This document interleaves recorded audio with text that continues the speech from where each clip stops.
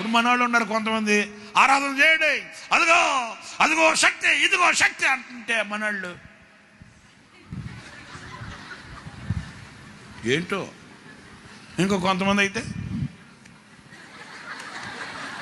ఏంటో.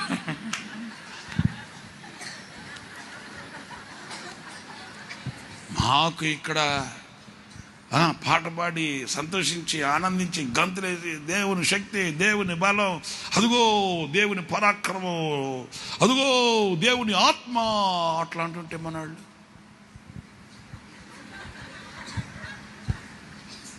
కృతజ్ఞత లేని వాళ్ళండి. ఏమనుకోవద్దండి, ఇట్లా అంటున్నానండి.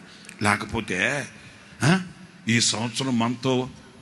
సంవత్సరం ప్రారంభించిన వాళ్ళు, ఈ సంవత్సరం మనతో ప్రారంభమైన వాళ్ళు మనతో ఉన్నారండి. ఈ రోజున ఎంతమంది లేరు, అడ్రస్ లేకుండా పోయారు. మనతో జనవరి 1 సంవత్సరం ప్రారంభంలో కొత్త పాట పాడుకొని కొత్త వాగ్దానాన్ని విని ఆనందంగా అడుగులు వేసిన వాళ్ళు ఉన్నారా? ఉన్నారండి.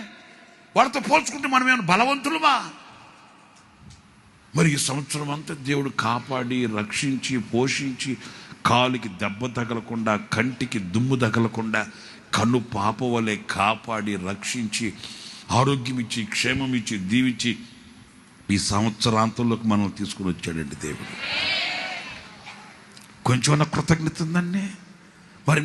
మరి మీ జీవితం ఎలా చిగురిస్తుంది మీరు చెప్పండి. మీ జీవితం ఎలా చిగురుస్తుంది మీరు చెప్పండి.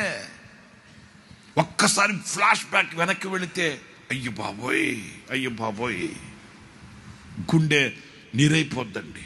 ఎందుకంటే బ్రతికి బట్టగట్టి బైబిల్ బట్టి బజార్లో నిలిచామంటే ఈ రోజున కేవలం దేవుని కృప తప్ప వేరొక్కటి లేదండి.